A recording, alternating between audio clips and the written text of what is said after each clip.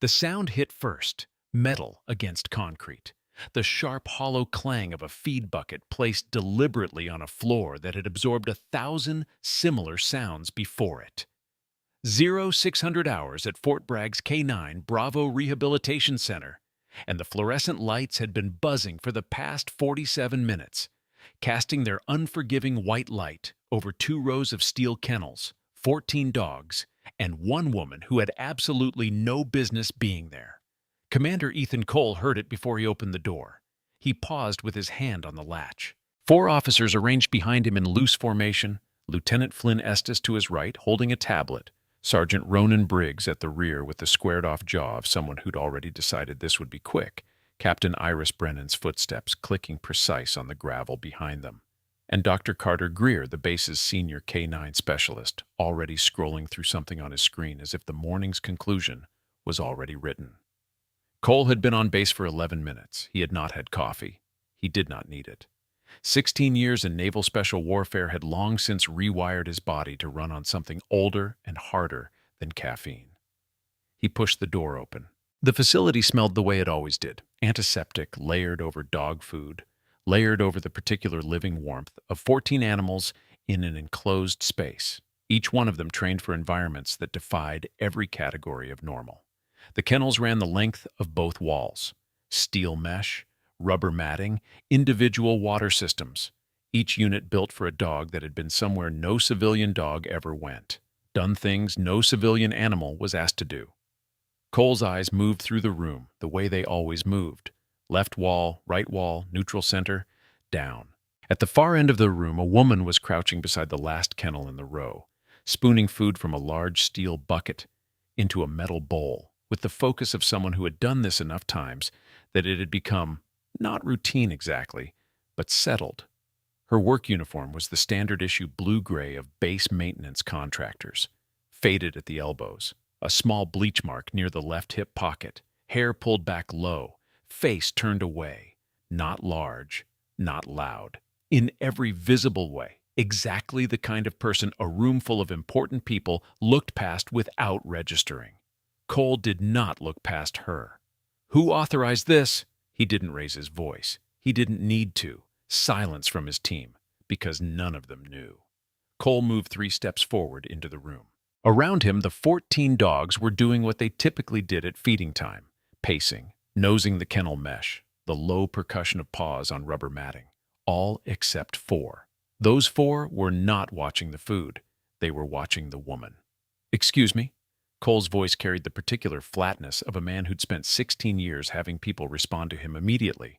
"This is a restricted facility. I need your name and authorization level." The woman set the bowl down. She didn't stand immediately. She moved the bowl 2 inches to the left, adjusting its angle relative to the kennel door with the deliberateness of someone who knew exactly what position a dog preferred to approach from. And then she rose. She turned. Her face was the kind of face that made you look twice without being able to say why. Narrow jaw, eyes the particular gray-green of shallow, coastal water, moving across Cole's face with an unhurried, thorough assessment that he had learned over 16 years to associate with exactly one category of person. "Jade," she said, "civilian volunteer." Cole looked at her. Then he turned to Estes. "Get me the volunteer roster." Estes was already on his tablet. Sergeant Ronan Briggs stepped forward, 6'2", 210 pounds, the confident posture of an MP who had handled plenty of unauthorized personnel situations and already considered this one resolved.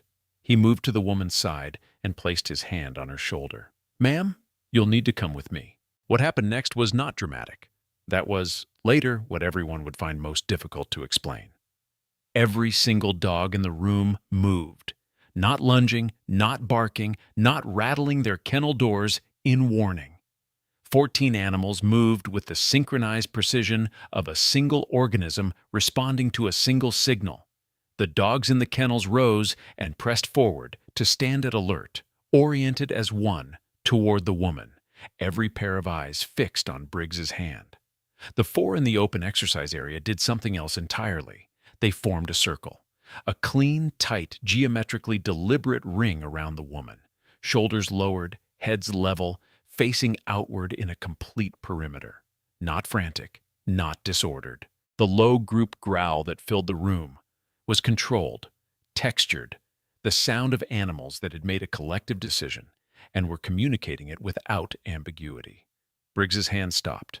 He stopped because in the half-second before contact he felt the atmospheric shift that every soldier learns to read before they learn its name. The pressure drop that comes before something irreversible, not the event itself, what precedes it. He looked down at the four dogs, then up at Cole. Cole had not moved. Plots. He used the German command cleanly, with the correct inflection, the standard down command for attack-trained military working dogs. He'd used that word in 3 different countries. Not one of the 14 dogs responded. He said it again, louder. The circle held. The growl continued.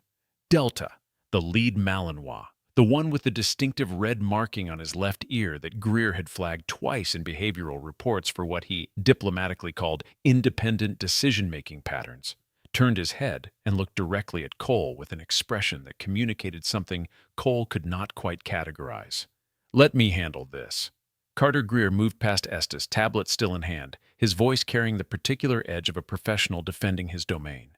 He had 14 years in K9 behavioral science, 3 published papers on military working dog conditioning. He did not appreciate the implication that his animals were operating outside parameters he had approved. He worked through the full standard command sequence. English, German, Dutch, the 2 hand signals used in JSOC operational environments, the short whistle pattern for recall. His voice stayed measured. His credentials were impeccable. The circle did not move. Greer's jaw tightened, and then the woman said quietly, without looking at any of them, "Easy." Not a command, not directed. The word came out the way you'd say it to yourself when something needed to come down from a high place. A reflex, almost. A small calibration. 14 dogs sat simultaneously. The growling stopped. The formation held. Every animal still positioned around the woman, still facing outward. But the tension dissolved from their bodies all at once. From defensive to alert. From warning to waiting. The shift was so sudden and complete that Flynn Estes took an involuntary step backward before he caught himself. Cole's hands, hanging at his sides, had closed into fists. Greer turned to face the woman with professional outrage assembling itself into something specific. "That is not a recognized command sequence. I didn't use one," she said, and went back to the feeding. Greer turned to Cole, his mouth opened, closed, because there was nothing technically wrong with what he was about to say, but saying it would mean acknowledging, in front of a commander, something he was not prepared to acknowledge. In the far corner of the room, Sergeant Caleb Vega had been sitting since before any of them arrived. 34 years old, 3 tours, Purple Heart, prosthetic left leg from the knee down, and the particular stillness in his eyes of someone for whom action and patience had become the same thing. He had a tablet in his lap that he hadn't looked at in 20 minutes. His right hand rested on the head of a Belgian Malinois. Ranger, 68 pounds, 4 years old, a veteran of Helmand Province who had not eaten reliably or tolerated physical contact from any handler since returning from deployment, until 3 weeks ago. Vega watched the circle of dogs settle around the woman. His expression was not surprised. It was something older than surprise. If you've ever felt invisible in a room full of people who underestimated you, stay right here. Because what's about to unfold inside this facility is going to remind you exactly why silence is sometimes the deadliest weapon a person can carry. Hit that subscribe button right now and turn on notifications. This is the kind of story you do not want to miss the ending of. And trust us on this, the ending will leave you completely speechless. Corporal Willow Shaw arrived 6 minutes into the standoff, clipboard in hand, with the expression of someone who'd been called in early to provide paperwork, and was rapidly understanding that the paperwork was not going to be the challenging part of her morning. 23 years old, 8 months on base. She'd transferred from motor pool administration and volunteered for the K9 program because her older brother had served 2 tours with a working dog unit, and she'd wanted, in some way she couldn't fully articulate, to understand what that meant. She stopped inside the door, took in the room, Cole's team, the seated formation of dogs, Vega in the corner, the woman in the maintenance uniform who was calmly continuing down the second row of kennels. Then Shaw did what she always did when she wanted to understand something. She looked at the details instead of the scene. She looked at the woman's left forearm. The scarring there was old, silver white against tan skin, running in the specific fragmented constellation that came from one particular kind of blast radius. Shaw's brother had described that pattern to her once, in a voice that meant he was describing something he'd rather leave where it was. IED fragmentation. The kind that happened when close proximity meant the casing was still hot when it arrived. Shaw said nothing, but she stopped watching the clipboard. Cole, meanwhile, was not finished. Last name, Hartwell. Jade Hartwell. Flat, filing it. Current employment, independent contractor, animal care. Who issued your access credential? Corporal Shaw's volunteer intake form. She didn't look up from the feeding. 3 weeks ago. I'm on the list. Cole looked at Estes. Estes looked at his tablet. She's on the list, sir. P.O. Box Fayetteville. No service record on file. No service record. Cole said it without inflection.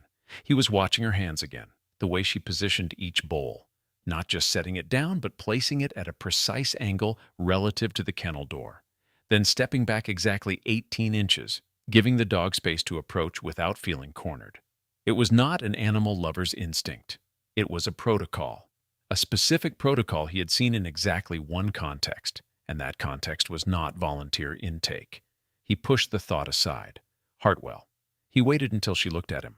I'm Commander Ethan Cole, Naval Special Warfare Command. This facility requires clearance you don't currently have on file. I'm asking you to leave voluntarily before this becomes a formal matter. She held his gaze for exactly 1 second longer than was comfortable. Not defiant, not anxious. Complete, the way a person holds a look when they've already made their assessment and don't need more information. With respect, Commander, she said, there are 8 dogs that haven't eaten yet. The room sat with that. Then Cole said quietly to Briggs, when she's finished, escort her out. Yes, sir. Briggs nodded. Flynn Estes moved Cole aside by half a step, voice dropped low. Sir, my read is press. ProPublica ran a piece on MWD retirement protocols 18 months ago. This could be someone building a follow-up. Blank civilian record, access through a volunteer form, specific knowledge of program details. It fits. Cole considered this. It was logical. It was also the kind of explanation that was so convenient, it made him suspicious. 16 years had taught him that the tidiest explanation was frequently wrong. He nodded anyway. Look into it. Captain Iris Brennan entered at 0632 with the purposeful energy of a senior officer whose morning schedule was already running behind. Folder under her arm, eyes scanning the room in the administrative assessment mode of someone whose job was to make everything conform to a form. She looked at the woman in the maintenance uniform. Who authorized an unsupervised civilian contractor in this space? Working on that, ma'am, Estes said. Brennan looked at Jade Hartwell the way she looked at administrative anomalies, as a problem to be corrected before it disrupted sequence. Cole, have your MP remover. Handled, ma'am, Cole said, though he was watching Hartwell's left hand close around an empty bowl, and noting that the motion, bowl lifted, bucket tilted, contents dispensed, bowl repositioned, was done with the unconscious economy of someone who had performed physical tasks in environments where wasted motion had consequences. Shaw had moved close enough to Vega's corner to ask quietly, how long has she been coming in? Vega's thumb moved in a slow stroke down Ranger's ear. Every morning, 0300. Shaw absorbed this. 0300. When I can't sleep, I come down around 0200. She's always here before me. Lights off, sitting on the floor. A pause. Ranger hadn't eaten in 4 days when she showed up. Shaw looked at Ranger, 71 pounds of carefully rebuilt trust, pressing his head into Vega's hand while his eyes tracked Jade Hartwell's movements with the quiet, meditative attention of an animal that has decided where its axis is. 3 weeks, Shaw said softly. Vega said nothing. He didn't need to. The feeding finished at 0644.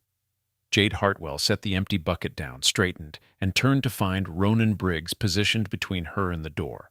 Professionally placed, arms loose, the body language of someone executing a task without escalating it. Briggs was good at his job. Ma'am, come with me, please. He reached for her elbow. Not a grab, the standard non-confrontational guide contact. And then Briggs experienced something he would think about for a long time afterward. He reached. His arm extended toward the angle of her left shoulder, and in the half second before contact, she moved. 1 step, angled 20 degrees left, weight dropping into her back hip as her shoulder cleared the line of his hand. not evasive in the obvious sense, not a fight response. The automatic physical vocabulary of a body trained to read and exit contact angles the way other people read sentences. Briggs's hand closed on empty space. He stood there. Briggs was, among other credentials, an 8-year judo practitioner. He had a refined sense of how bodies communicated their intention before they acted. The preparatory weight shift, the micro-adjustment of balance that preceded movement. What he had just felt was not the movement of an untrained person. He looked at her. She was already adjusting the feed bucket on its hook, apparently unaware of what had just occurred. Briggs looked at Cole. Cole had seen it. His expression had not changed, but the muscle beneath his jaw had tightened once and held. Cole crossed the room and stood in front of her, close enough for directness, far enough that it wasn't pressure. "Hartwell, I need you to walk out of this building, right now." She met his eyes. "With respect, sir, I don't think that's your best option." The room went very still. Cole's voice came out precise and level. "I beg your pardon? The animals." The mildness in her voice was not practiced. It was the real variety, the kind that comes from having been in conversations that were considerably more urgent than this one. They have a feeding and socialization window between 0600 and 0730. Disrupting that window elevates cortisol for the following 6 hours, which directly impacts their therapy effectiveness in the afternoon session. She paused. "You have a budget review to conduct. I'd recommend completing it without further disrupting the animals you're here to evaluate." Brennan made a sound that was not quite language. Flynn Estes had stopped typing. Carter Greer looked up from his terminal. "The cortisol window parameters you're citing are from a proprietary JSOC field research protocol," he said, with a quality in his voice that was approaching something he wouldn't want to call alarm. "That document is not in any public literature." She looked at him. "I know." And then she went to the wall beside Vega's corner and sat down, back straight, hands folded in her lap, waiting with the patience of someone who had waited in considerably more difficult places. The silence that followed was the kind that happens in a room after the expected door fails to open. Cole stared at her for a moment. Then he turned to Estes. Estes gave a small, controlled shake of his head. Nothing. Turned to Brennan. Brennan's eyes had shifted into the narrow configuration of someone revising her understanding of the situation. And Caleb Vega in his corner said quietly, "Ranger hasn't allowed physical contact from any personnel in 14 months. That's in his behavioral file." He looked at Jade Hartwell. "She's had her hand in his kennel every morning for 21 days. Greer moved to his workstation and opened his laptop with the focused intensity of a professional trying to find a technical explanation for something that was beginning to resist technical thinking. Cole stood in the middle of the room and did what he did when data was insufficient and time was pressing. He watched. 17 minutes passed. They passed in the way that minutes pass in rooms where everyone is still performing their assigned function while privately recalibrating what that function means. Greer's fingers worked at his keyboard. Estes ran parallel searches on his tablet. Brennan was on her phone in the hallway. Briggs stood near the door with the expression of a man trained to manage situations who was managing one he hadn't been trained for. Cole watched Jade Hartwell sit with the complete stillness of someone who had been in rooms like this before, rooms where a group of people were working to determine what to do with her. He watched Delta, the lead Malinois, who had shifted after feeding to sit approximately 3 feet from her left knee without touching her, without needing anything from her, just present in the specific way that working dogs orient around the person they have decided matters. He watched Ghost, the Dutch Shepherd from Mosul, the one Greer's reports listed as handler-dependent, elevated anxiety, not suitable for reassignment, cross the exercise area to lie down flush against her right hip. None of this was trained behavior. Cole had been around working dogs long enough to understand the difference. "Hartwell," he kept his voice flat and even, "you cited operational feeding protocols that exist in a classified field research document. Where did you access them?" She looked at him. "I read extensively. That information isn't published anywhere." "No," she agreed. "It isn't." Cole let the air hold that for a moment. "Then, you know the operational histories of these animals.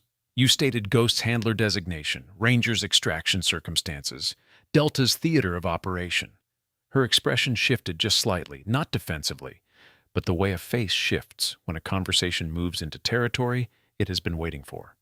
"Yes, Ghost," Cole said. "Walk me through it." She didn't hesitate. Mosul, 2017, third deployment. Handler was Petty Officer First Class Rivera. He didn't come back. Ghost came home alone.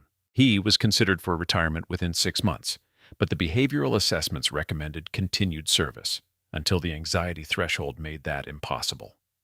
The room was quiet in a way that had weight. Ranger, Cole said. Helmand Province, 2018. IED strike at 40 meters. Handler survived. Ranger was with him during the 6-hour wait for extraction. They were separated during the medevac. She looked at Vega, briefly. The handler was told Ranger was being processed for retirement. He wasn't given the opportunity to say goodbye. Vega's hand had gone still on Ranger's head. The dog pressed upward against the stillness, seeking the contact. Cole kept his voice neutral. Delta. She looked at the big Malinois.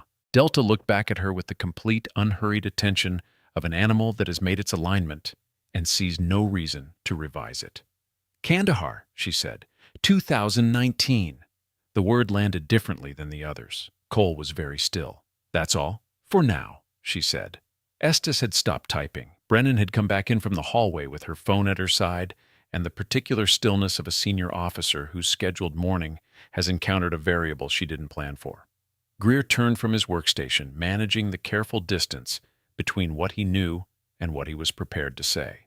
The level of operational detail you're demonstrating about these animals, their service histories, handler designations, theater assignments, that information requires active JSOC level clearance or above. He paused. You presented as a civilian volunteer. I am a civilian volunteer, she said. That's not what I'm asking. It's the accurate answer to what you asked. Greer turned to Cole with the expression of a man who has arrived at the edge of his professional framework and is looking at what's on the other side of it. Cole studied Jade Hartwell for a long, unbroken moment. Then, with the deliberateness of someone choosing a different approach, I'm going to ask you to remain in this facility for an extended period, Hartwell, not as a detainee, as a person of interest in an administrative review. I understand, she said. You're not giving me more right now. Not right now, she agreed. He turned to Estes. I want documentation on every individual who had recorded contact with all 14 of these animals across all 3 operational theaters. Cross-reference Helmand, Mosul, and Kandahar deployments, all K9 units, all handler designations, all support personnel at every classification level. Yes, sir.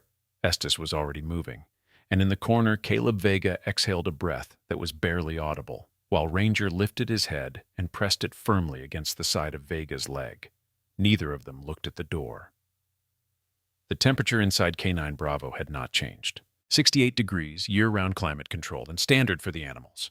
But something else had shifted. The way pressure shifts in a sealed space when the balance of forces inside it changes. Greer had moved back to his terminal. His fingers had slowed. He was running the microchip registry for all 14 animals. Standard procedure, the kind of verification any competent specialist would perform when behavioral anomalies were flagged. Every military working dog carried a registered chip, manufacturer data, implant date, handler of record, service assignment chain. He entered Delta's number. Classified, clearance required. He frowned and entered Ghost's. Classified, a clearance required. He entered Ranger's. Then he entered all 11 remaining numbers in rapid sequence. 14 identical lines. 14 animals whose entire service histories, chip data, handler assignments, deployment records, were sealed behind a clearance level that Carter Greer, 14-year veteran K9 specialist, base authority on military working dog behavioral science, did not hold. He turned in his chair slowly. Cole, he said. Cole came to the terminal and read the screen. He read all 14 lines. Then he straightened and looked across the room at Jade Hartwell, who was watching Delta with the same unguarded expression she'd worn briefly before, the one she put away when people were paying attention. These records are sealed at clearance level 6, Greer said. JSOC. I have never seen a military working dog registry entry sealed at that level in 14 years. Not once. He paused, choosing his next words. These animals don't officially exist in any system I can access. Cole said nothing. Brennan stepped up beside him, read the screen, and made her decision quickly. I'm calling NCIS. She stepped into the hallway without waiting for a response. Into the silence that followed, Flynn Estes looked up from his own terminal. His face held the specific quality of someone who has found something that was going to make things considerably more complicated. He looked at Cole. He looked at Jade Hartwell. Back at Cole. He tilted his phone so only Cole could see the screen. Navy Personnel Command, a search response. The body of the message was brief. The last line was not, "Contact Colonel Reynolds before proceeding." Cole read it. His eyes moved up. Jade Hartwell was not looking at him. She was looking at Delta. The big Malinois, who had spent the last 41 minutes as the quiet center of a protective formation that nobody in the room could technically explain, was looking back at her with the total, unhurried focus of an animal that had made its decision about where things stood and had no interest in reconsidering. Cole folded the phone back to Estes without speaking. The muscle beneath his jaw moved once, then held. Willow Shaw, against the back wall, was looking at the feed schedule on her clipboard without seeing it. She was thinking about the IED scarring. She was thinking about the way the woman had moved when Briggs reached for her. The weight drop, the angle clear, the complete absence of visible effort. She was thinking about 0300 hours, and lights off, and 14 dogs quiet in the dark. She was thinking about what her brother had told her once about the people who never talked about what they'd done, the ones who came back and worked somewhere quiet and didn't make noise and preferred it that way. "You'll recognize them," he'd said, "because they're the only ones who don't seem to need you to know." She looked at Jade Hartwell sitting against the wall with Delta at her knee, and Ghost pressed against her hip and Ranger watching from across the room, with the calm, fixed attention of an animal that had been lost and had found its axis again. Shaw looked down at her clipboard. 3 weeks ago on the volunteer intake form, the woman had printed her name in the careful block letters of someone who was accustomed to filling out forms that mattered. No military affiliation listed, no emergency contact. In the box labeled "Reason for Volunteering," she had written 4 words. "I know these dogs." Shaw read those 4 words for the first time. She looked up. She didn't say anything. But she took out her own phone and very quietly, without making a show of it, began looking up something she hadn't thought to look up before. In the center of the room, Cole had made a decision. "We're not proceeding with the budget review this morning," he said to Brennan, who had come back in from the hallway. "I need Reynolds here first." Brennan's expression moved through several things quickly. "Cole, the timeline adjusts." His voice carried the finality of someone who understood that a timeline built on incomplete information was not actually a timeline at all. "Call Reynolds." "I just spoke with NCIS," Brennan said, and something in her voice had changed. Not much, but enough.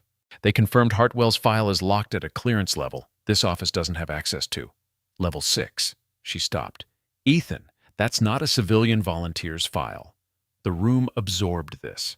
Cole looked at Jade Hartwell for a long moment.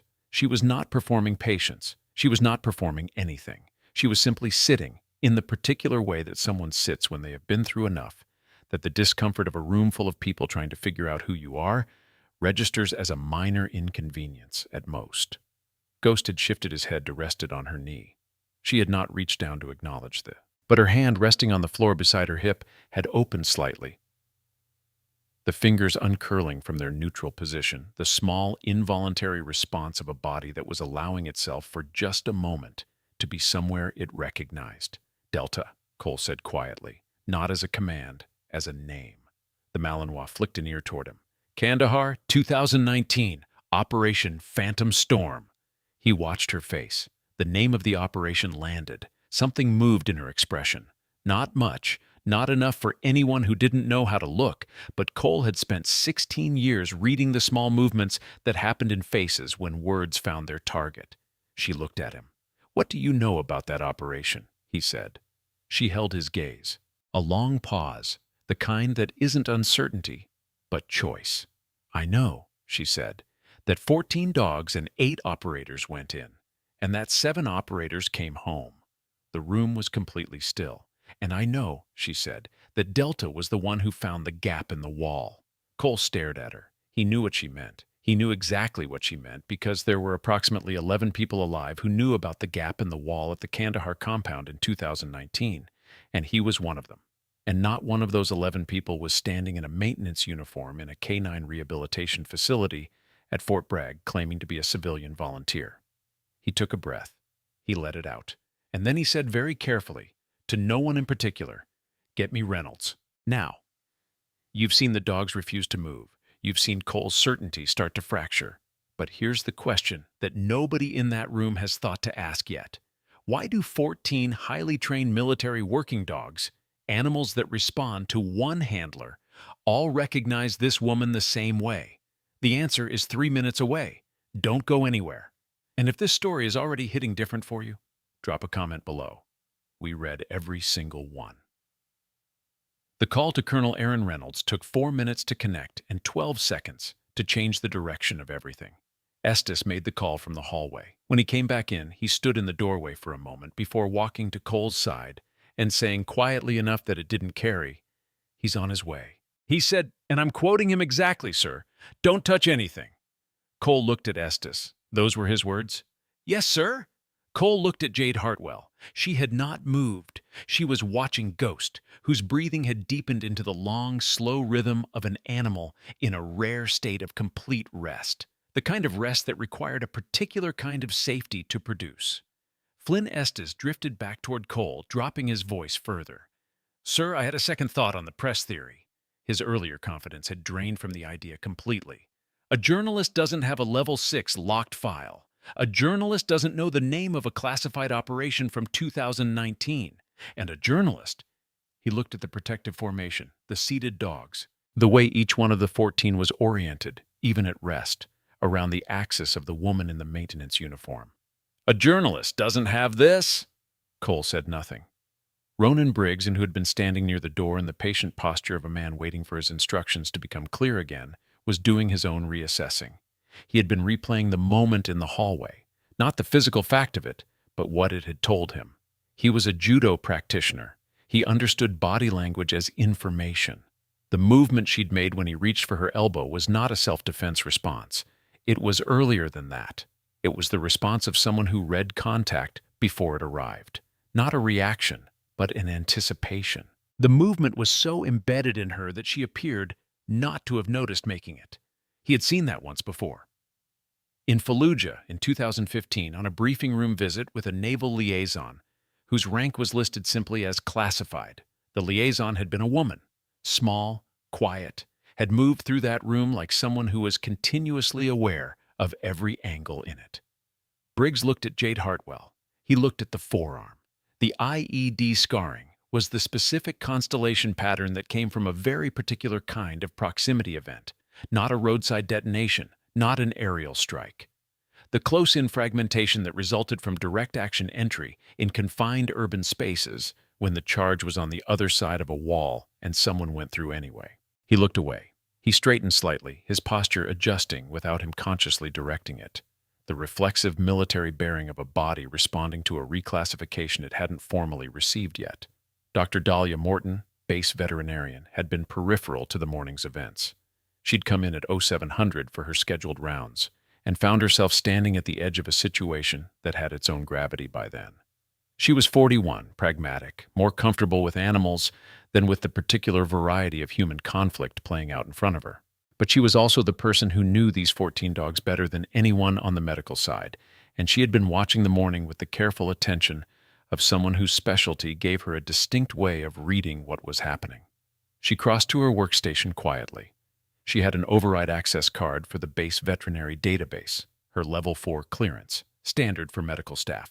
She entered Delta's chip number, classified, clearance required. She'd expected this. She had heard Greer's exchange with Cole, but she tried Ranger's number anyway. Classified, clearance required. She sat back and looked at her screen. Then she looked across the room at the woman sitting against the wall with Ghost asleep on her knee. She took out her own access card, a secondary one issued 3 years ago by the base medical command that she had never had occasion to use. She entered the override code. She entered Ghost's number. The screen loaded, then it stopped, and displayed a single line that was different from the others. File sealed, pending authorization. Contact issuing authority.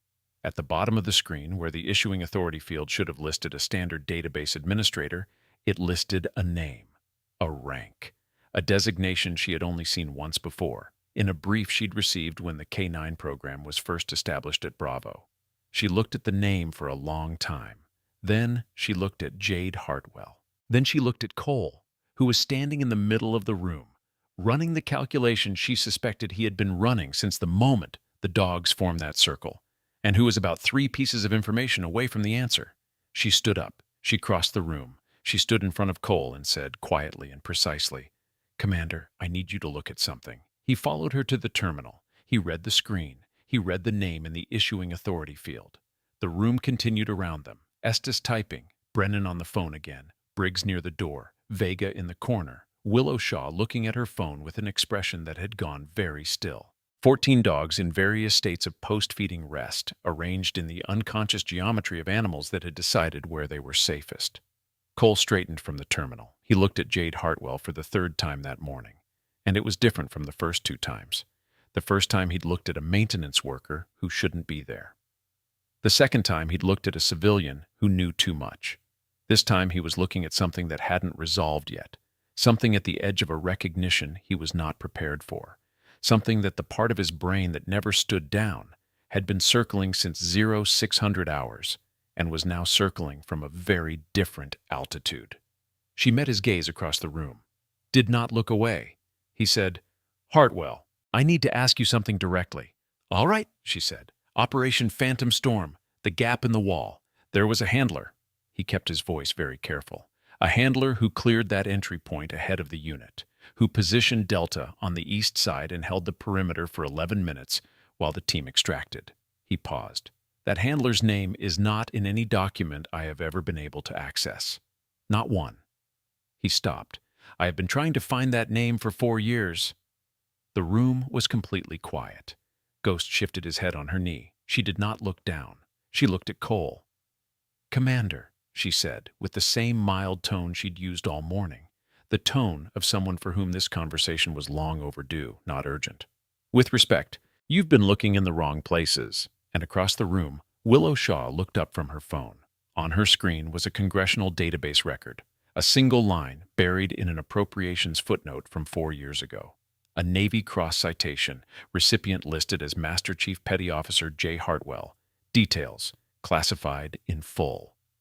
Shaw looked at the woman against the wall. She looked at the 14 dogs. She looked at Cole, who was 3 seconds from understanding what she had just understood. The morning was about to break open in a completely different direction. And the woman in the maintenance uniform, who had arrived before dawn, who had fed 14 animals no one else could calm, who had sat quietly through an hour of being told she didn't belong here, was still sitting against the wall, waiting. The way someone waits who already knows how this ends. Willow Shaw stared at her phone screen for 4 seconds.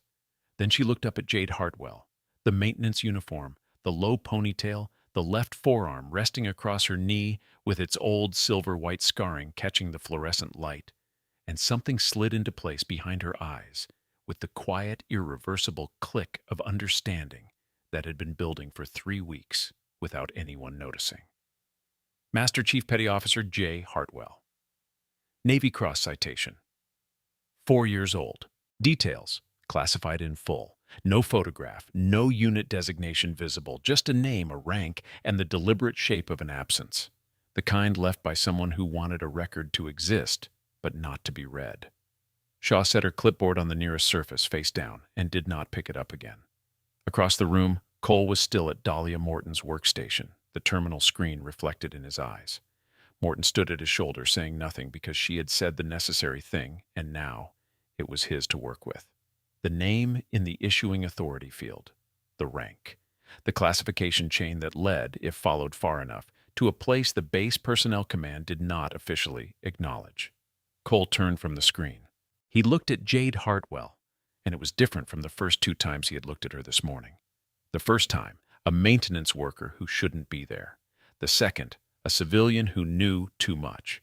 This time, he was standing at the edge of a recognition he was not prepared for, the part of his brain that never stood down circling something from a very different altitude. Hartwell. He kept his voice even. "I want to ask you something directly." She waited. "Operation Phantom Storm." The name sat in the room like a stone dropped in still water. The handler who positioned Delta on the east wall and held the perimeter during extraction. I've been trying to find that name for 4 years. My own after-action report has a gap in it. I was told the information wasn't available to me. He stopped. I've been in naval special warfare for 16 years, Nobody has ever told me an operational detail wasn't available to me.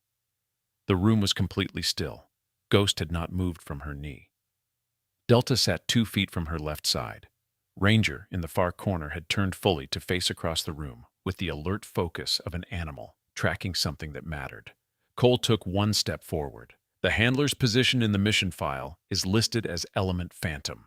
He looked at the way Delta was sitting, at Ghost pressed against her hip, at the 14 animals distributed throughout the room, not random, not restless, but positioned with the unconscious exactness of animals that had been trained to hold a perimeter and had simply never stopped. He looked at the number Morton had shown him in the issuing authority field. He looked at Jade Hartwell's left shoulder. The maintenance shirt had a tear at the shoulder seam, small from Brennan's contact earlier, not visible unless you were close and looking. He was looking. Beneath the tear, against the base of her left shoulder, was the edge of something, old ink, a color that time had blurred from black to the deep blue-gray of water at depth, a line, the suggestion of a shape. "Hartwell," Cole said very quietly. "What's on your shoulder?" The air in the room did not move. Jade looked at him, at the question, at what was behind it. Not the authority of a commander, but something that had been building since 0600 and had arrived. Finally, at the only place it could arrive. She did not answer. Brennan stepped forward. Her morning had been a sequence of escalating disruptions, and she had run out of patience for its ambiguity. She moved to Jade's side and reached for the shoulder of the maintenance shirt. "This ends now." Her voice was clipped, efficient. "We are establishing your identity. We are completing this review, and this program evaluation proceeds on schedule." She gripped the fabric, pulled. The shirt was old. The shoulder seam had been weakened earlier. The fabric separated along the full length of the left arm, the worn cotton giving up the fight it had been losing since before any of them arrived, and the sleeve came away. The room stopped, not figuratively. Every body in K9 Bravo stopped moving at the same instant, as if time had been briefly suspended at the moment of maximum information. Jade Hartwell's left arm was bare to the shoulder. The IED scarring that Shaw had glimpsed at the forearm ran further than anyone had seen, not covering, not disfiguring, but marking the arm from wrist to mid-bicep in the fragmented constellation of close-in blast exposure. The specific pattern that came from a person being on the wrong side of a barrier when a charge detonated, and coming back anyway. Old wounds, fully healed. The body's record of what it had survived and kept moving through. And on the left shoulder, fully exposed now, no longer edged or suggested, the tattoo, an eagle's skull in profile. Beneath it, a beret. Beneath that, a single numerical designation in block figures, 721. And beside the number, one letter, P, the letter that Caleb Vega recognized first. He recognized it because he had been in a briefing room in 2019 when a senior SEAL officer had mentioned it in passing, in the context of an action that had not been officially recorded and would not be discussed.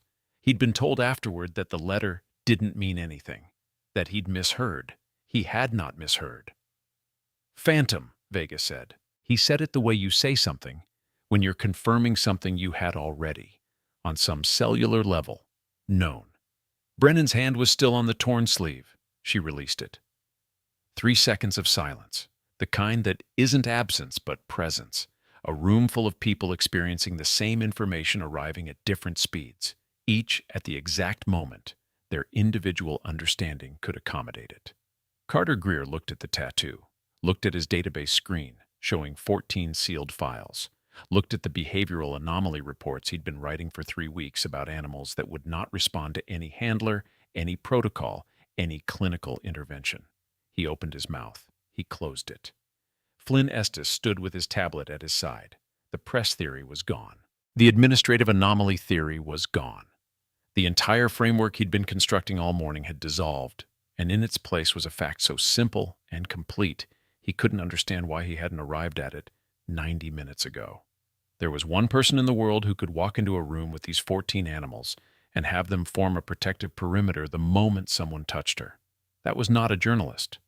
Ronan Briggs straightened. It happened automatically, the way breathing happens. the body's structural response to a signal the conscious mind had barely processed. Spine vertical, shoulders squared, heels together, the posture of a soldier in the presence of someone whose rank and service history demanded it. He had not decided to do it. His training had. Willow Shaw had her hand over her mouth. Not dramatically, just the small, contained gesture of someone who has been trying to say something for 20 minutes and has just been told, definitively, that she was right to wait. Iris Brennan looked at the tattoo for a long time. Then she looked at her own hand, still holding the torn sleeve. She set it down on the nearest surface. She took 2 steps backward. Her composure was intact, but it was the composure of a person holding something carefully, because they understood that putting it down too fast would cause damage. Delta moved. He crossed the floor in a single fluid motion and sat flush against Jade's left leg, not facing outward in the defensive orientation he'd held all morning, but simply present, his shoulder against her knee. The 12 kenneled dogs went from their low, persistent alertness to a settled, complete quiet. The kind of quiet a room full of working animals produces when they have registered that the threat has resolved and the person who mattered was still there. Jade Hartwell had not moved. She was sitting against the wall with her arm bare and her tattoo visible, and 14 animals arranged around her in the geometry of animals that had come home. And her expression was exactly what it had been at 0600 when she was spooning food into bowls, present, quiet, unsurprised. Cole looked at her for a long moment. When he spoke, his voice had undergone a complete transformation. Stripped of the command register he'd used as a tool all morning, carrying instead the precise quality of a senior officer who has arrived at the far side of a significant error and is choosing how to carry what he found there. Master Chief Petty Officer Jade Hartwell. He said the full designation clearly, without inflection, with the simple respect of someone saying a thing correctly for the first time. Element Phantom, SEAL Team 7. She said nothing. Kandahar, 2019. Phantom Storm. His throat moved once. You positioned Delta on the east wall at 2200 hours. You held the perimeter while my team extracted. When we cleared the compound, the handler was gone. He stopped. I wrote in my after-action that the position had been held by an unknown special operations element, because I was never given a name. He looked at her steadily. That was 4 years ago. Jade Hartwell looked at Ethan Cole for a long moment. 19 minutes, she said. He blinked. You were down for 19 minutes, not 11. The mildness in her voice held the weight of someone correcting a record that had bothered them for a long time. Delta held the east wall. I held the north entry. Your team was in that compound for 19 minutes. I know, because I was counting. Cole absorbed this. His jaw was tight. Something complicated was happening behind his eyes. We were told the compound was clear when we entered. It wasn't, she said. That's why we were there first. The silence that followed was the kind that happens when a person learns that someone held a line for them for 19 minutes in the dark and never asked to be acknowledged for it. Vega's hand had gone to his chest. Ranger pressed upward against him. Shaw had stopped trying to manage her expression. And Ethan Cole, Commander, Naval Special Warfare, 16 years of service, a man trained to regard the display of feeling as a liability, did something nobody in the room anticipated. He said, I'm sorry. He said it simply, without architecture around it. The apology of someone who understood precisely what they were apologizing for. For this morning, he said. For not, he stopped, recalibrated. You were here before I arrived. You've been here at 0300 every day for 3 weeks. And I walked in and told you to leave. Jade Hartwell looked at him. You didn't know. That's not sufficient, he said. No, she agreed, but it's accurate. The door opened. Colonel Aaron Reynolds did not announce himself. He walked through the door of K9 Bravo at 0822 with the energy of a man who had been moving fast since a phone call, and who had been waiting for a phone call like this one for considerably longer than this morning. He was 57, silver at the temples. The build of a man who had been fit for 30 years and never stopped. His eyes swept the room, left wall, right wall, center, down, and then found Jade Hartwell, and he stopped moving. Room, attention. His voice was not loud. It carried anyway. Every person in K9 Bravo came to attention automatically. Briggs, who had already straightened. Estes, tablet under his arm before he'd consciously decided to move it. Greer, who had the expression of someone who had just understood the full scope of the last 2 hours. Brennan, whose professional composure had been operating at significant cost since the sleeve came away. Reynolds looked at the room, took in the tableau, the torn sleeve on the counter, the visible tattoo, the 14 dogs in their settled configuration around Jade Hartwell, the specific quality of stillness that only happens when something that has been wrong for a long time has been made right. He looked at Cole. "Have you arrived at the picture?" "Most of it, sir. Most of it." Reynolds moved to the center of the room. He looked at Jade Hartwell without the uncertainty or authority performance that the morning had produced in everyone else. He looked at her the way a person looks at someone they know. "Jade." "Sir," she said, "you've been here 3 weeks." "Yes, sir."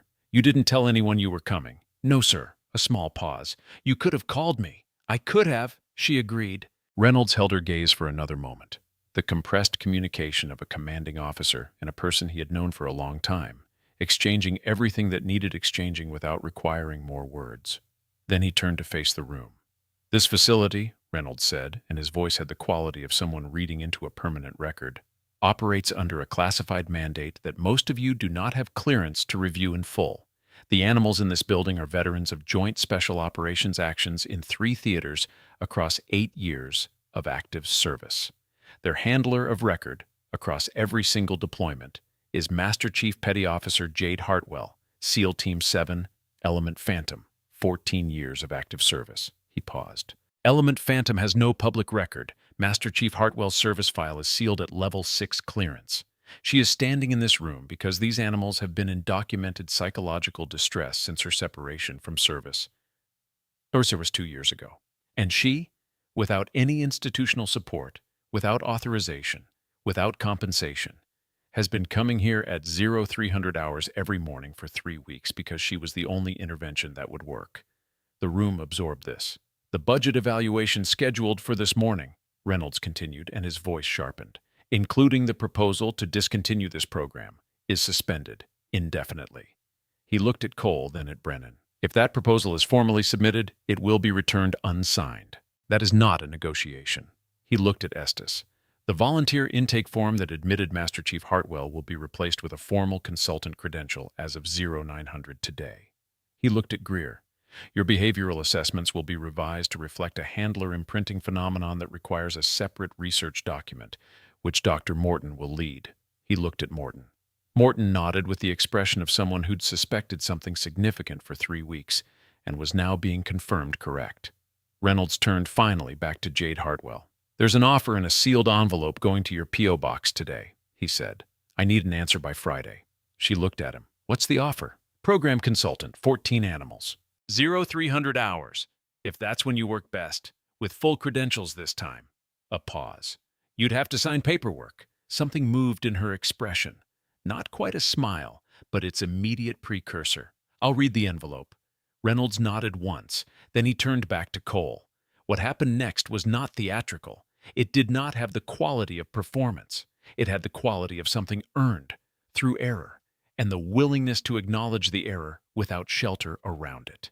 Ethan Cole rotated to face Jade Hartwell. His right hand came up, deliberate, unhurried, the full formal salute of a naval officer who understood what the gesture meant and was rendering it in full, not the abbreviated version of a busy corridor. The kind of salute that said something specific about what the person rendering it had understood and was now prepared to carry.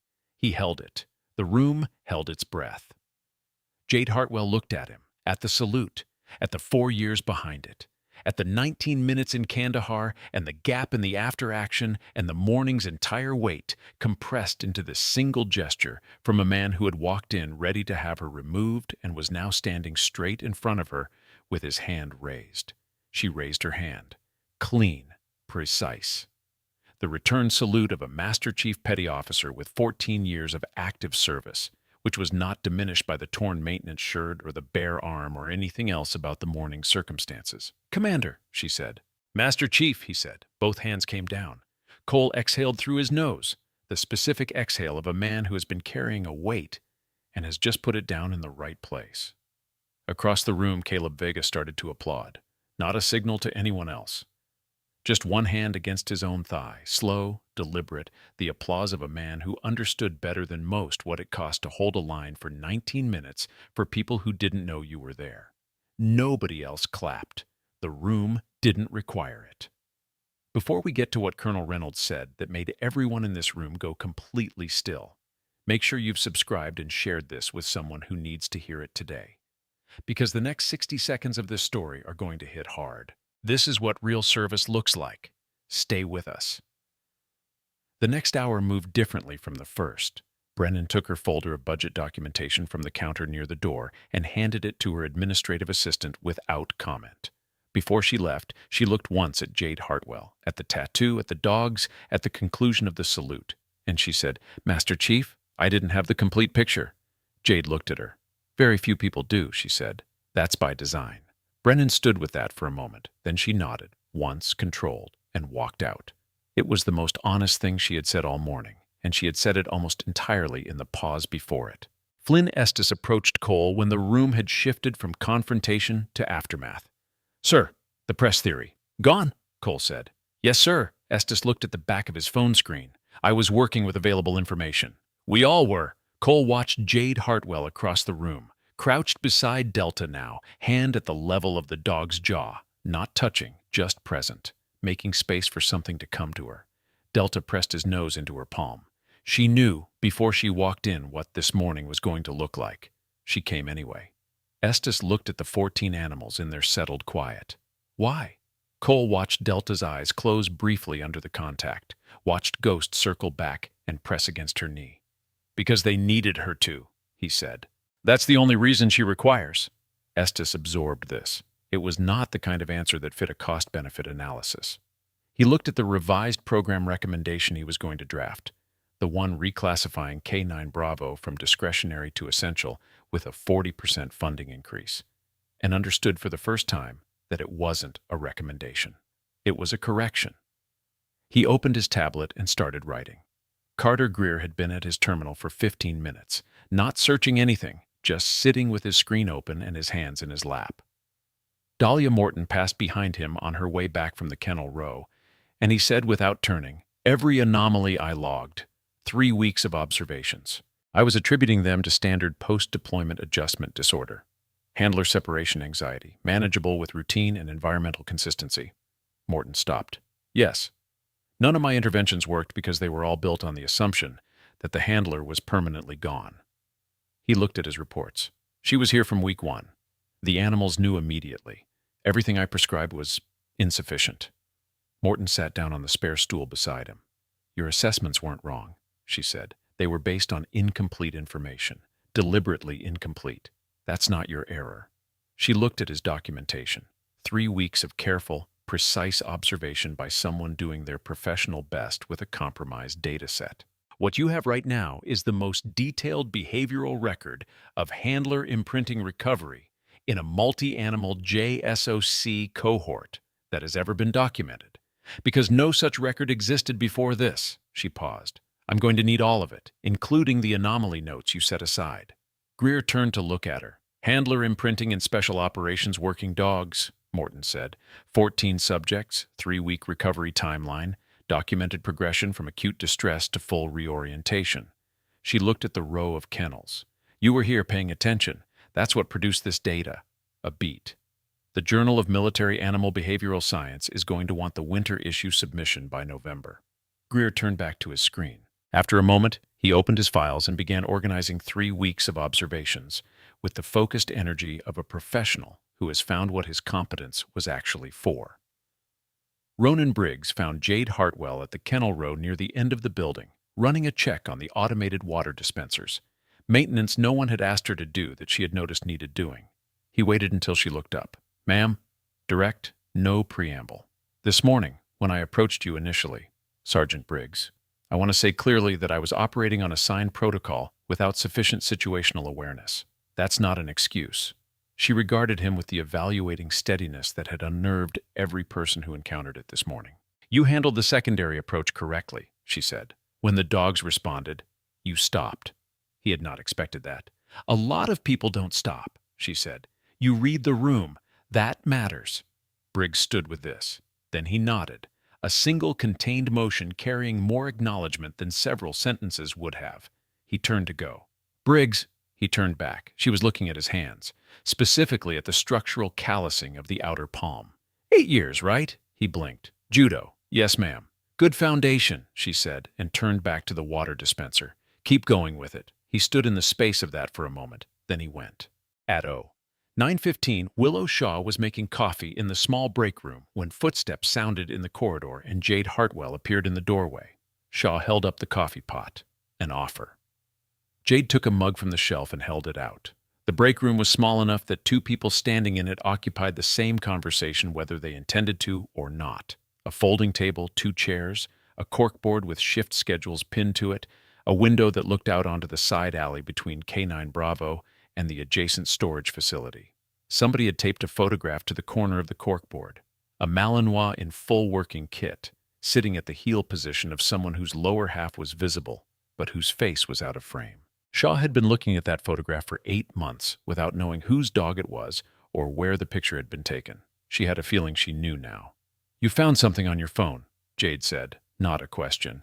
Congressional database, appropriations footnote, Navy Cross citation. Shaw looked down at her mug. Your name is in it. I know. Did you put it there so it could be found? Jade considered this for a moment. Someone put it there, she said. I didn't stop them. Shaw turned her mug in both hands. The intake form I processed 3 weeks ago. You wrote 4 words in the volunteer reason box. I remember. I know these dogs. Shaw looked up. That was the whole explanation. It was the whole truth. Shaw was quiet. You knew this morning was coming, that someone would eventually walk in and challenge your presence. Programs like this get reviewed. Budgets get reviewed. Someone comes in, sees a woman in a maintenance uniform, draws conclusions. A pause. It was going to happen. And you came anyway. I came anyway. Shaw set her mug down. She looked through the small window into the kennel facility, where Delta was doing the long, loose-shouldered lope of an animal that had released something it had been holding. Ranger hadn't eaten properly in 4 days before you arrived. I saw it in the logs. Nothing in the protocol. Nothing in the protocol covers this, Jade said. That's not the protocol's fault. It wasn't built for what these animals experienced. What did they experience? Jade looked at the steam rising from her coffee, at something on the other side of the question that she was deciding whether to walk toward. They worked in some of the hardest environments we put animals into, she said. Not just combat. The specific kind of sustained close-quarters action where they were the difference between a team extracting and a team not extracting. Night after night, year after year. She paused. And then the work ended, and I had to leave, and they were just here, in kennels, with handlers who were following every protocol correctly and not being the person they needed. Shaw listened. Animals that work at that level form a primary orientation, not just bonding, orientation. I was their reference point for 6 years. When I left, they didn't become untethered. They became displaced, waiting. She looked through the window at Delta. I don't think they stopped working. I think they were waiting to work again. And then you came back, Shaw said, 3 weeks ago. And Ranger ate. Shaw paused. And Ghost slept. Day 2 for Ranger, day 4 for Ghost. A pause. Delta was last. Day 9. Shaw was quiet for a moment. What happened to your shoulder? She said. Then immediately, you don't have to answer that. Immediate structural entry. Helmand, 2018. The answer came without weight. The tone of someone who had decided their history was a fact about themselves, not a wound to manage. We were clearing a building. Charge on the interior of the door frame. I went through before the sweep was complete. Why? Jade looked at Delta through the window. Because Ghost was on my 6 and the alternative was worse. Shaw looked at her. You went through a rigged doorway to protect a dog. Ghost had made 4 successful entries that night. He'd located 3 pieces of ordnance the sweep missed. He'd kept 6 people alive. She looked at Shaw. You tell me what the math is. Shaw held this. She looked at the room full of animals resting in their recovered quiet. She looked at the woman who had arrived before dawn with no authorization and a torn maintenance shirt and had been the only thing standing between 14 working dogs and a budget review that would have ended them. She looked at the photograph pinned to the corkboard. The Malinois in working kit, the heel position, the lower half of a person whose face was out of frame. Is that Delta? She asked. Jade looked at the photograph. A small pause. the briefest softening of something that had been very controlled all morning. Kandahar, 2017, his first deployment. Another pause. He was afraid of helicopters. Took us 6 weeks to work through it. Shaw looked at the photograph, at the dog's posture, the specific combination of alertness and ease that came from an animal doing the thing it was built for, alongside the person it trusted. Who took it? Rivera, Jade said. Ghost's handler. He documented everything, said somebody should.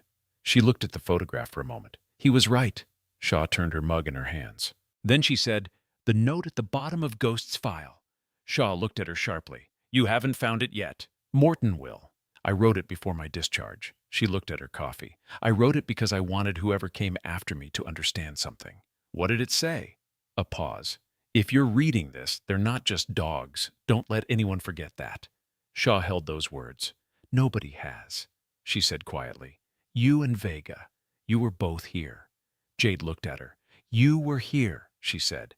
"You're the one who noticed Ranger wasn't eating. You kept the logs. You processed the intake form without pushing for information you didn't need." She set down her mug. "That matters, Corporal. Don't minimize it." Shaw didn't have an answer for that. She didn't need one. At 0950, Cole found Reynolds in the corridor. Reynolds ended his call and looked at Cole with the patience of a man who had expected this conversation. "Phantom Storm," Cole said. "You knew." "Yes."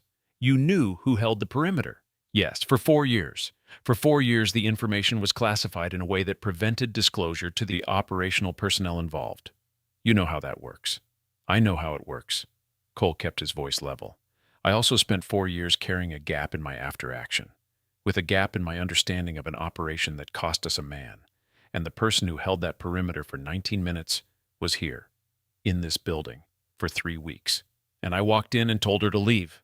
Reynolds looked at him steadily. "Is that something you can carry?" "I already said what I needed to say." "To her? To her?" Reynolds nodded slowly. "Then the rest is process." He looked through the window at K9 Bravo.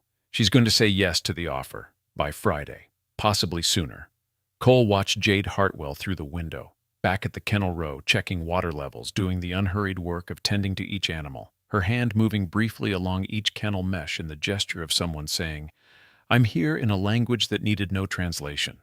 "She already said yes," he said. "She said it 3 weeks ago. The paperwork just needs to catch up." Reynolds studied his officer for a moment, then, "Write the supplement to Phantom Storm. Fill the gap. It doesn't need to be public. It needs to be accurate." "Yes, sir," Cole said. He said it the way he said things when he meant them, without reservation. The afternoon settled into something quieter than the morning deserved. By 1300 hours, the revised program recommendation had been drafted, signed, and submitted. K9 Bravo reclassified from discretionary to essential. Funding increased by 40%, effective immediately. Estes drafted it himself. It did not require direction. Greer's 3 weeks of behavioral assessments were in Morton's research partition by 11:30, complete with his anomaly notes, the observations that hadn't fit his diagnostic framework and had been set aside. Morton read through them and found, embedded in what Greer had dismissed as inconclusive data, the most precise record of handler imprinting recovery progression in a multi-animal special operations cohort she had ever encountered. She called the Journal of Military Animal Behavioral Science at 1400 hours and asked about winter issue availability without explaining what she had. They said yes. At 1500, Caleb Vega was in his corner with Ranger when Jade Hartwell came and sat nearby. Not beside him, not asking anything of him, just settling into the adjacent space with the complete absence of performance that some people mistake for indifference, and which was, in fact, its opposite. Ranger put his head in her lap. Vega watched this. For a long moment, neither of them said anything. The afternoon light had shifted to the low amber quality of late day, coming through the high ventilation windows at an angle that turned the concrete floor the color of old wood. Outside, somewhere on the base, a detail was running a drill, the faint rhythmic percussion of boots on pavement. Inside K9 Bravo, the only sounds were the breathing of 14 animals and the quiet that had settled over the room like something earned. "You trained him," Vega said finally, "from 11 months. Behavioral assessment said he probably wasn't going to make operational threshold." She set her hand on Ranger's back. "He made Helmand, 4 deployments before that. When he came back without Rivera and without his Mosul handler, he shut down." But Vega looked at the dog. 8 months of work with him. The progress has been incremental on good days. Some weeks I thought we were getting somewhere. Then a door would slam in the corridor, and he'd go back to the beginning. He paused. I didn't understand what I was working against. He was waiting for something to make sense again, she said. The shutdown isn't damage, it's orientation.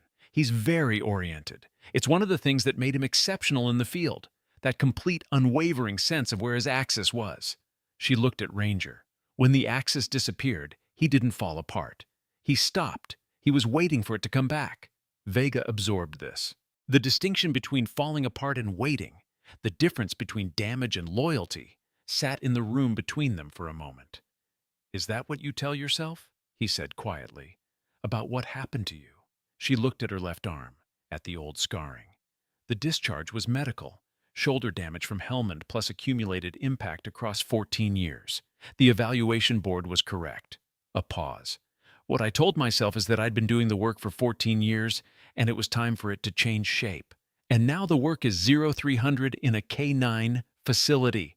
The work, she said, is exactly what it always was, making sure they have what they need. Vega's thumb moved in a slow stroke down Ranger's ear. Ranger exhaled, the long, settling breath of an animal at rest. I lost my leg in Helmand. 2021. IED under a vehicle. He looked at the prosthetic left leg. First 6 months after discharge, I did everything by the numbers. Attended the groups, completed the assessments, followed the program. Clinically, I was progressing. He paused. I wasn't progressing. What changed? They put me in with Ranger. He looked at the dog. First session, he spent 45 minutes in the opposite corner of the room, not looking at me. Second session, the same. Third session, he walked halfway across the room, sat down, and stared at me for 20 minutes, like I was a problem he was trying to solve. A pause. Fourth session, he put his head on my knee. I don't know who moved first. I don't think either of us decided to. He shook his head slowly. I came to this program for the statistics. Therapy success rate for combat veterans with mobility injuries. I came for the numbers. And stayed for the dog, Jade said. Ranger started eating again 3 weeks ago, Vega said. Day 2 after you arrived. I checked the feeding log. He looked at her steadily. The coordinator told me it was probably the environmental routine finally establishing. I didn't correct her. Jade said nothing. Animals know before people do, he said. Usually, she said. He shook his head. Always. At 1600, Willow Shaw knocked on Morton's office door and asked if she could see the note at the bottom of Ghost's file. Morton pulled it up and turned the screen. If you're reading this, they're not just dogs. Don't let anyone forget that. Shaw read it twice. Then she sat down in the spare chair and read it a third time, not because she didn't understand it, but because it was the kind of sentence that deserved more than one pass. She knew someone would find it, she said. She wrote it the day before her discharge, Morton said. Scanned it in herself at the issuing authority level because she was the issuing authority. She looked at the note on the screen. She's been planning to come back for 2 years. She waited until the program was at risk, Shaw said, until she was the only intervention that would work. The timing of her arrival, 3 weeks before the scheduled budget evaluation, is not coincidental. Morton looked at Shaw. She's very methodical. She knew the review was coming. She knew her presence, unexplained, would create its own kind of pressure. She knew this morning was going to happen the way it happened. A long pause. She came anyway. 14 days of 0300 hours before anyone with authority noticed she was here. Shaw thought about that. And by the time they noticed, the dogs had already decided, Morton said, which meant the argument was already over. She just had to wait for the humans to catch up. Shaw thought of 0300 hours. The lights off. The concrete floor. 14 dogs quiet in the dark and one woman sitting in the middle of it without asking for anything in return. She's been doing this her whole career, Shaw said. Showing up without being asked. Holding lines without anyone knowing she was there. And leaving before anyone could acknowledge it, Morton said. Until today, Shaw said. Morton closed the file carefully. The way you close something that deserves to be handled with attention. She held Shaw's gaze. Until today. At 1700, K9 Bravo was officially closed to non-essential personnel. Jade Hartwell was inside it. She hadn't been asked to stay. She hadn't volunteered. She had simply continued through the afternoon's transitions and the late light from the high ventilation windows, doing what she had been doing for 3 weeks. being present with the animals in the unhurried way that communicated, at a frequency no database or behavioral report could fully document, that the reference point had returned and would not leave again. The overhead lights were off. A single floor lamp near Vega's corner threw a warm pool of light across the concrete. Ghost was sprawled on his side, in the total magnificent bonelessness of a dog that had decided it was safe to stop being on alert. Delta moved in the exercise area in the slow patrol circuit that was his version of unwinding. The remaining 12 were in various configurations of rest, some pressed against the kennel mesh toward the center of the room, all of them quieter than they'd been in months. Jade was sitting on the floor, back against the wall, legs extended, the envelope from Reynolds in her hand, retrieved from the base admin officer at 1730, held through the last hour without opening. Not resistance, something more like giving herself space to sit with the weight of it before deciding, because some decisions deserved that. She looked at it. She thought about 0300 hours 3 weeks ago, walking in here in the dark and hearing 14 dogs register her presence and go one by one, from the specific restless half-sleep of animals in sustained distress into something else. Not silence, a different quality of breathing. The exhale of a room that had been holding itself for a long time and had just been given permission to let go. She thought about Delta on the east wall at 2200 hours in Kandahar, about the 19 minutes, about the gap in Cole's after-action that he'd been carrying for 4 years, and the salute that had followed the understanding of it. She thought about what Reynolds would have written at the bottom of the offer document. She didn't need to open the envelope to know the shape of what was inside it. The door opened. She did not look up immediately. She heard the footsteps, 2 sets, close together, and registered the quality of movement before the identities. Controlled, deliberate, people who were not here by accident. She looked up. Ethan Cole stood in the doorway. Behind him, slightly to his left, was a face she had not seen since before her discharge. A face from a briefing room, from a mission debrief, from the specific grief of a record that had said separation when it should have said medical hold. Petty Officer First Class Marcus Rivera, Ghost's handler, living, standing, apparently whole, in the doorway of K9 Bravo at 1815 on a Thursday in North Carolina. Jade looked at him. Then she looked at Ghost, who had stopped sleeping. Ghost lifted his head. His ears came forward. His entire body reorganized itself. The specific, whole animal recognition of a dog registering a presence it had given up the right to expect. Not excitement. Something older. The particular knowing of a dog who had been carrying an absence and found it suddenly filled. She looked at Cole. Cole looked at her with the expression of a man who had made 2 phone calls in the last 3 hours and was carrying the results of both. Rivera was medevaced from Mosul at a non-standard facility, he said. The service record indicated separation. It should have indicated medical hold. He's been trying to find out where Ghost was for 2 years. Rivera was already looking at Ghost with an expression that did not translate into words. Ghost stood up. He crossed the room. Jade moved her hand from where it had rested on Ghost's back and let him go. She watched the reunion, the intensity of it, the completeness, the way Ghost pressed into Rivera's hands as if reestablishing a contact point that had been interrupted rather than severed, as if 2 years had simply been a long wait, and the wait was now over. Rivera was speaking to Ghost in a low, private voice, his face lowered, his hands on the dog's head. The specific frequency of a person talking to the one creature in the world that had been through what they'd been through. Cole looked at Jade. She was watching Ghost and Rivera with an expression that held a great deal without showing any of it. "I made some calls this afternoon," Cole said. "I see that." Rivera was at Walter Reed, administrative separation error. Nobody connected him to Ghost because the file was sealed. A pause. "I connected him to Ghost." She looked at Cole, at what he was offering with that statement. Not an apology. They had already done the apology, but the specific answer to what a person does after they understand they've been wrong. They act. "How many more?" she said. Cole's expression moved. "That's what I asked Reynolds this afternoon. Other files at the same level as yours, other handlers, other gaps that didn't close the right way." He looked at Rivera and Ghost. He said the scope of the consultant role is broader than the document describes. She looked at the envelope in her hand. She understood what that meant. The work she'd thought had changed shape had not, in fact, finished with her. What was changing was not the work, but the form it would take. No longer 300 hours in the dark, no longer a maintenance uniform and a volunteer intake form and a P.O. box address. Something formalized, something that would let her do what she'd been doing, but further, and for more than 14 animals. She stood up. She crossed the room to Cole and held the envelope out to him. He looked at it. "Give that back to Reynolds," she said. "Tell him I need the credential active by Monday, and I need access to the sealed files." She paused. "All of them." Cole took the envelope. "Monday," he said. "I work better with a deadline." Something moved at the corner of his mouth. Not quite a smile, but its immediate precursor. "Yes, Master Chief."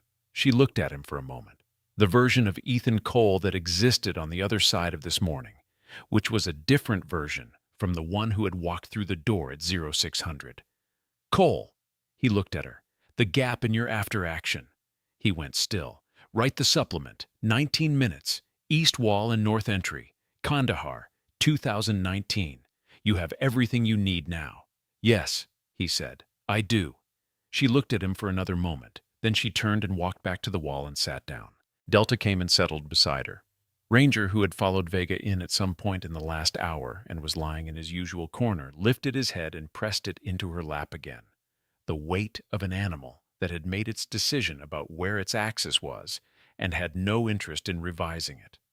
Across the room, Rivera was still talking to Ghost in the low, private voice of a person who has found what was lost. He stayed for 3 hours. When he finally rose to go, Sosata, Ghost walked with him to the door, stood at the kennel threshold, watched him go, then turned around, looked at Jade across the room, a long, steady look, and went to his bed and lay down and slept. The deep, uninterrupted sleep of an animal that has resolved something and can now rest completely. Cole set the envelope in his jacket pocket and looked at the room one last time. The 14 animals, the warm lamp, the woman against the wall, the specific piece of a space where a significant amount of force had moved through and settled, leaving something clean in its wake. He left without saying anything further. He didn't need to. The door closed. The base did what it did at the end of a long day. Shift changes, vehicles, the distant percussion of routine settling into evening. The budget review was suspended, the credentials were processing, the program was funded. 14 animals that did not officially exist in any public record were resting in a building they had learned over 3 weeks to understand as a place where the reference point came back. In 3 weeks, Caleb Vega would receive a modified therapy recommendation that included Ranger as a formal service companion, paperwork Jade had quietly flagged to Morton at 1400, which Morton had escalated to Reynolds, which had been approved in 40 minutes.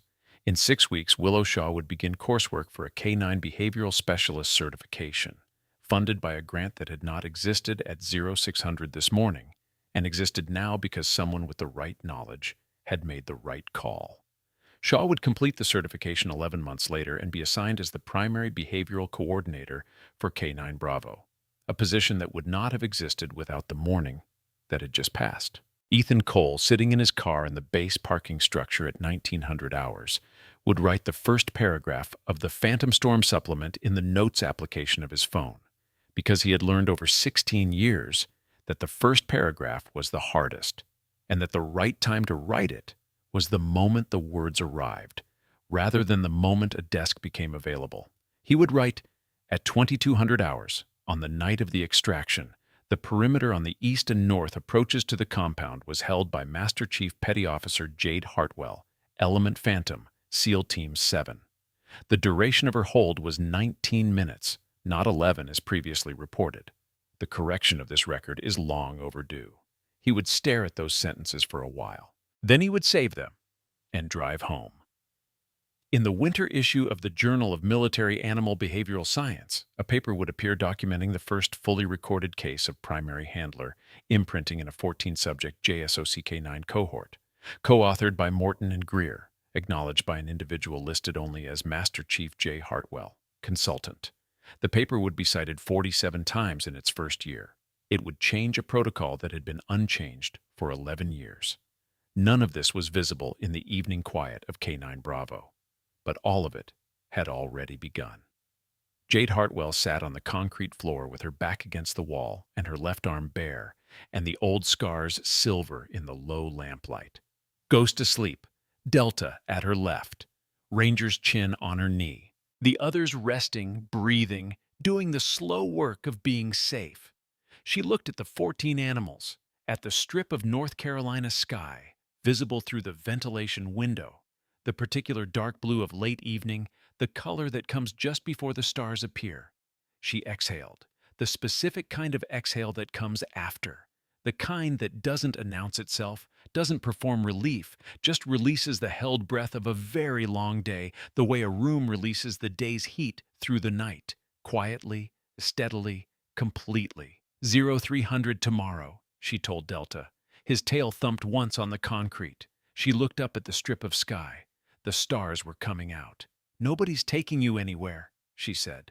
The voice of someone making an operational statement they intend to maintain indefinitely. Not on my watch. Ranger's tail moved in the dark. Ghost went on sleeping. The night settled over Fort Bragg in the way that nights settle over places where a great deal has been decided and the decisions have been made correctly. Without fanfare, without ceremony, with the simple weight of things that are finally right. The woman who had held a wall for 19 minutes in Kandahar without asking to be known for it. Who had walked through a rigged doorway in Helmand for a dog. Who had come back before dawn for 3 weeks with no authorization and a P.O. box address and 4 words written on a volunteer intake form. She sat with 14 animals who had been waiting for her and breathed with them in the quiet. The work was the work.